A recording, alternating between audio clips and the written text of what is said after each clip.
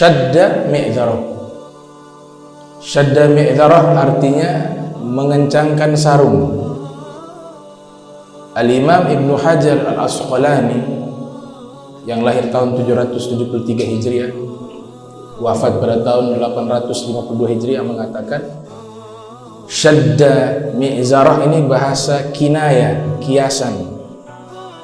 Makna mengencangkan sarung artinya Nabi meningkatkan kesungguhan ibadah di 10 hari terakhir, sehingga diibaratkan mengencangkan sarung. Namun biasanya di masyarakat kita terbalik, justru yang akhir itu yang makin berkurang ibadahnya, makin sepi sholat tarawihnya. Kalau Nabi kita Muhammad SAW 10 hari terakhir justru beliau lebih meningkatkan ibadahnya. Wa ahya lailahu, dan malam beliau hidupkan dengan ibadah. Wa aiqadha ahlahu, dan membangunkan istrinya, keluarganya untuk ibadah di waktu malam. Itu kebiasaan Nabi kita Muhammad sallallahu alaihi wasallam.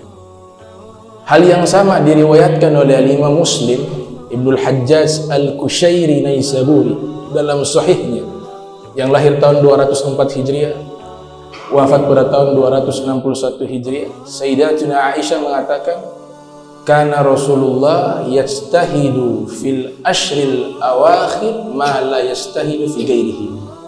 Nabi sallallahu alaihi wasallam bersungguh-sungguh di dalam ibadah dan memakmurkan waktu beliau di 10 hari terakhir bulan suci Ramadan yang beliau tidak lakukan di hari-hari lain di bulan suci Ramadan. Maknanya mulai dari awal Ramadan Nabi sudah beribadah, namun ketika 10 hari terakhir lebih tinggi lagi tingkatan ibadah beliau.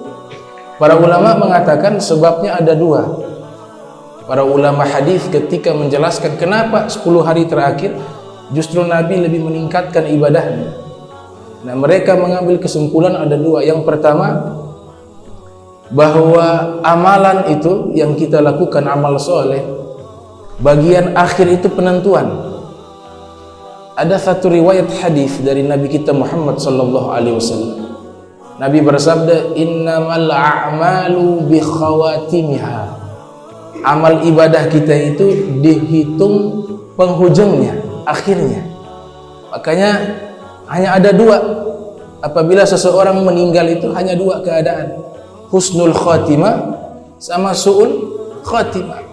Disitulah yang dihitung.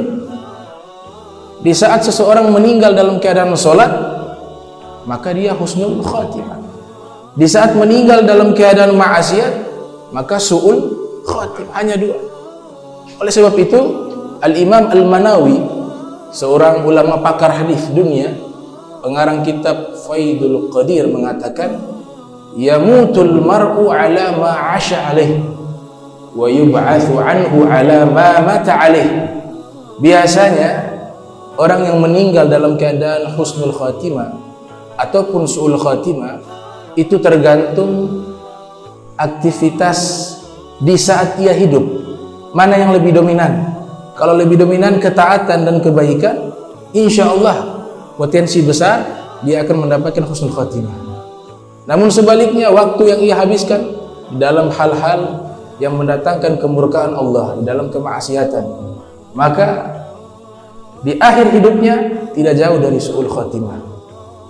Oleh sebab itu, di saat kita masih sehat, masih diberikan kesempatan oleh Allah Ta'ala, maka kita pergunakan waktu kita di dalam ketaatan. Insya Allah, kalau sudah dari hidup kita penuhi waktu kita di dalam kebaikan, di dalam ketaatan, di dalam amal soleh, maka ini akan mengantarkan kita kepada husnul khatimah.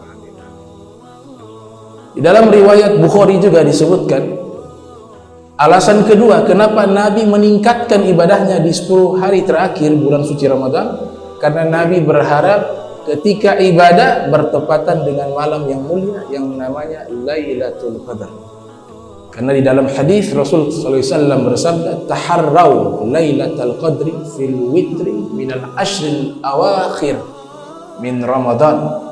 Kata Nabi sallallahu alaihi wasallam, taharrau, carilah malam Lailatul Qadar fil witr, di hitungan ganjil minal ashril awakhir, yang terletak di 10 hari terakhir bulan suci Ramadan.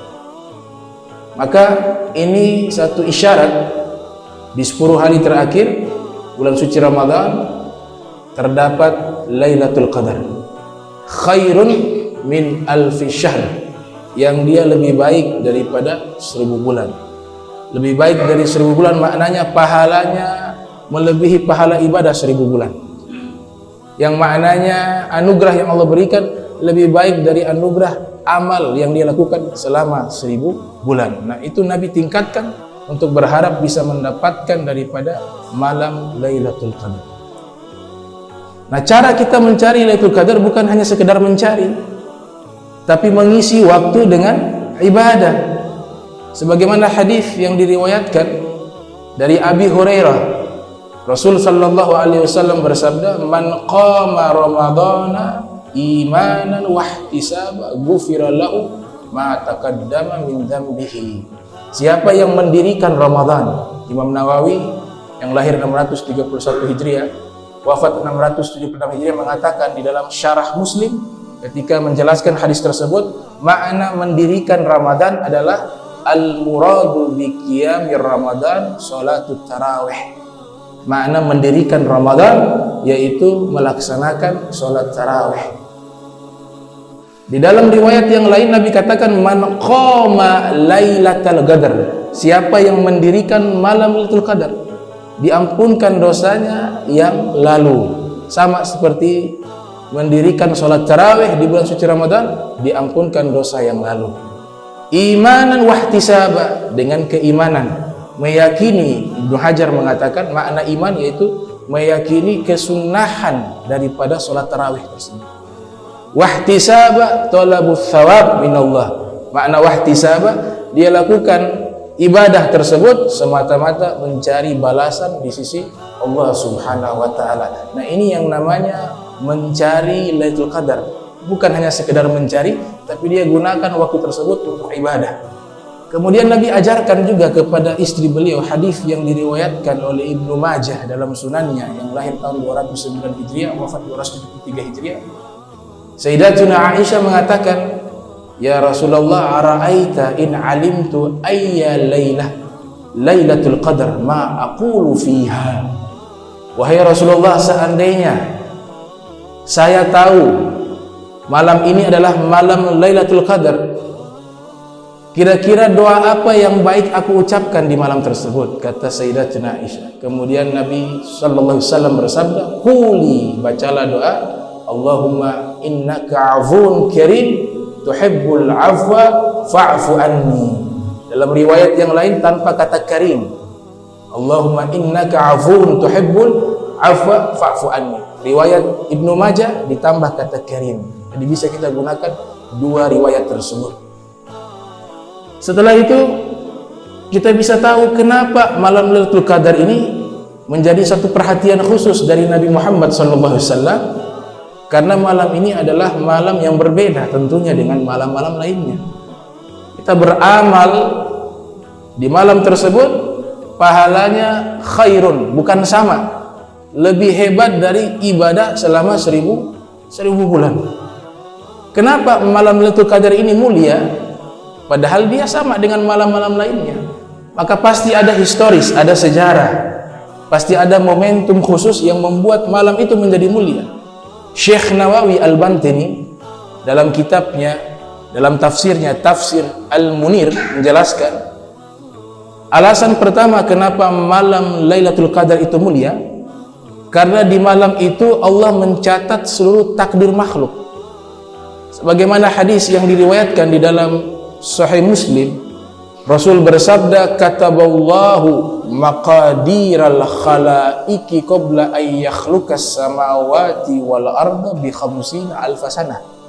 Allah telah mencatat takdir-takdir seluruh makhluk 50.000 tahun sebelum Allah ciptakan langit dan bumi. Nah, catatan takdir itu pertama kali terjadi di malam Lailatul Qadar, sehingga dinamakan dengan Lailatul Qadar, malam ketetapan. Alasan yang kedua kenapa malam Lailatul Qadar menjadi malam yang mulia karena bertepatan dengan momentum turunnya Al-Quran. Bahkan disebutkan oleh seorang ulama pakar Al-Quran bernama Al-Imam Al-Wahidi Naisaburi dalam kitabnya Asbabun Nuzul, bukan hanya Al-Quran yang diturunkan di bulan suci Ramadan, tapi juga seluruh kitab suci Allah turunkan di bulan suci Ramadan. Suhufu Ibrahim wa Musa, suhufnya Ibrahim Allah turunkan di awal Ramadan. Kitab Taurat Allah turunkan di hari ke-6 bulan suci Ramadan. Kitab Zabur Allah turunkan di hari ke-12 bulan suci Ramadan. Kitab Injil Allah turunkan di hari 18 bulan suci Ramadan. Dan Al-Quran Allah turunkan dalam riwayat tersebut menyebutkan pada 24 Ramadan. Sebagian ulama mengatakan 27 Ramadan, sebagaimana pernyataan Abdullah bin Abbas yang dikutip oleh Al-Imam Suyuti yang lahir tahun 849 Hijriah, wafat 911 Hijriah dalam kitabnya Al-Itqan fi Ulumil Quran.